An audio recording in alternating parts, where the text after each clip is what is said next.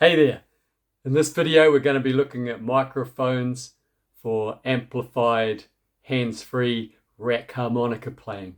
So if you've got yourself a harmonica and a guitar and a rack and you're looking to do a Bob Dylan and you want to play loud and proud, you'll want to check this video out.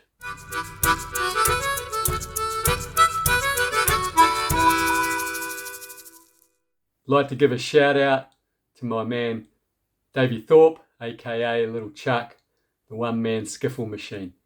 He's kindly lent me some of his microphones to review today. So Little Chuck, he's a great guy, he's a great harmonica player and a great one-man band. So if you haven't heard him, I recommend you check him out. So let's begin with one of the microphones he lent me. This is the Rackit. And Chuck, he's an endorsee of the Rackit system. So a little while back I did a review of the Rackit mic. It was the first version of it. So if you'd like to check that out, you can see that here. So this version is version 2, and it does have some noticeable differences compared to version 1. First thing, the microphone is placed in a different place there. In the other version, it's on the side here. This one, it's kind of at the back and it angles down. Another cool thing about this microphone is detachable. It's a Bulletini mic. It's detachable. And so if you're just playing with your hands, you can just take that out, and really nice to cup, easy to cup if you're playing blues. And it's a cool sounding mic as well. So that's one difference in version 2 where it's positioned. Another thing which is different with this is in the first version there was a plug on the side that you can pull out, and in this version there's 2 of them that you can pull out. So I'll show you, see, one there, and it's got this gap all the way through. So when they're in, it produces the same effect as like cupping a microphone for playing blues and stuff.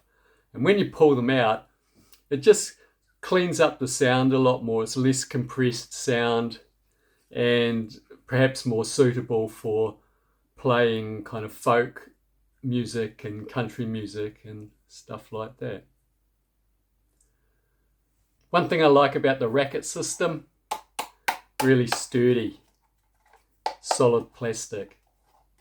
So that's really handy if you're playing lots of gigs like me. This is a really nice solid workhorse that you can just take with you and use it week after week after week if you're playing all the time. So the Rackit system, when these plugs are in and it's producing a sound similar to sort of cupping a mic with your hands, I would describe the tone as quite dark, kind of a brown kind of sound.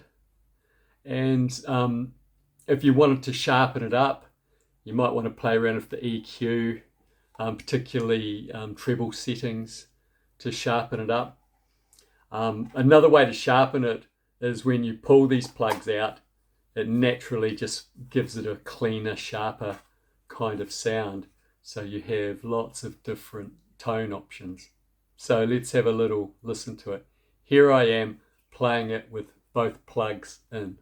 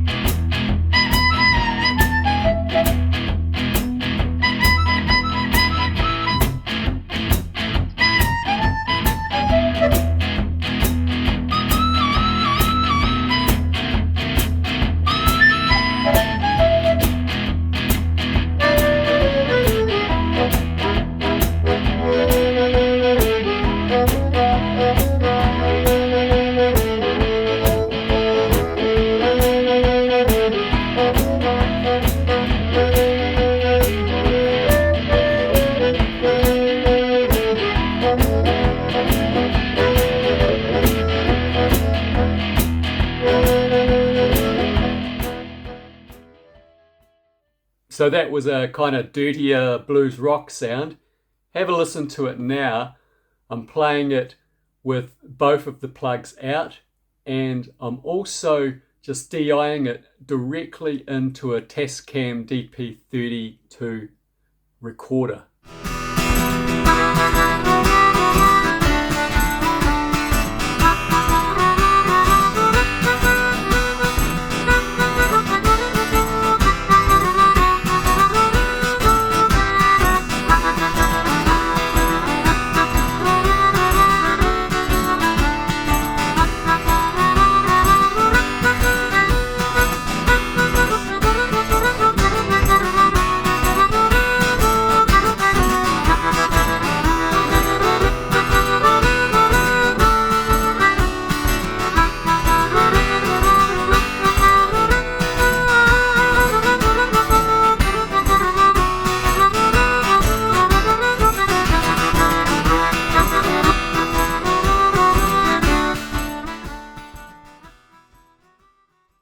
So here's the next mic we're going to be looking at. This is the Dyna-mic.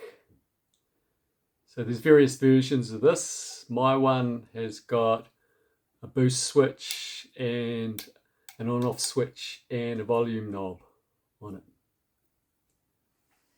I made a review of this a while back as well, so if you'd like to check that out, here it is. Since making that review, I've had sort of an issue that's come up with this mic, which I'll talk about now, and that is the gasket system that it utilizes. So it has these gaskets here, see? And they just fit on like that with magnets, and you can put your harmonica in and it sits like that. Now, the issue I have with these gaskets is I realize that, you know, there's different ones for different harmonicas and stuff. And if you're like me and you see a harmonica you haven't played before, you want to check it out, you know, you have to maybe buy another gasket each time you want to play something new and try it out in this mic. And what I realized was that the expense of the mic will go up and up as you keep having to buy these gaskets. That wasn't so much an issue for me, but definitely in the age we're in, where you know, supply lines are, you know, sort of not so good around the world. You know, you might be waiting for a new gasket to turn up to try it. So at some point I decided, okay, I like this mic, but I think I'll move on to something else where I, you know, don't have to be buying all these gaskets each time I want to try a new new harmonica. Now, that might not be an issue for you, or you might just play the same harmonica and you only need one gasket. So that's something to think about with these microphones. The Dyna-mic is designed to work with a magnetic rack. It's like that, very easy. You can make it fit in other racks. It might be a little bit of messing around, or maybe a bit of modification to make it fit. It's quite wide here, and also too you've got, you know, your knob and your switches, and your input here sticks out quite a way. But it is doable to make them fit other racks as well. I'm not a great fan of magnet racks. That's just my personal opinion. My style of playing is quite physical, energetic sort of style quite often. And I find if I'm not careful, you know, I might just hit this and off it comes. So I tend to be a bit more cautious when I'm playing with one of these racks. So I've highlighted some of the issues that I have with Dyna-mic. That's not to say that you will have those issues. And also for me, I mean, it's, you know, it's not a deal breaker as far as I'm concerned with this mic, because there's a lot to like about it. I love the sound of it. I love the bass boost on it, which is really cool. The anti-feedback system that it's got in it is really cool. It's a really solid build as well. And I think this is a really good mic if you're playing blues, electric blues or blues rock, that kind of stuff. A really good mic if you just want to drive those tube amps. So let's have a little listen to it.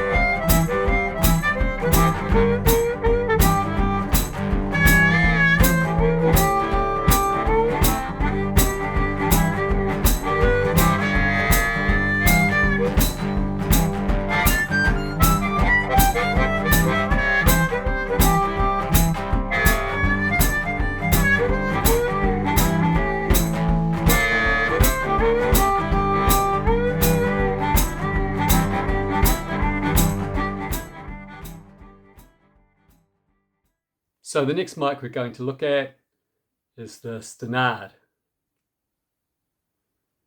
They don't make these anymore, but you might be able to pick one up on eBay. There's also a copy of these that is around, made by Buckeye, the Tsunami, virtually the same microphone. I used to use these a lot in the past, and the Tsunami copy as well. So I've used it for playing dirty blues, but also too, I think they come into their own quite a bit as a sort of cleaner mic for folk sounds and country sounds. One thing about them, not so happy with these with the sort of plastic that they're made out of. Very brittle and they tend to break, particularly when you're putting your harmonica in here. You have to be careful not to break these bits here. And another issue with them as well is they're a very quiet mic. So if you want to use one, probably best to use it with a DI or a preamp. Let's have a little listen to the Tsunami in action.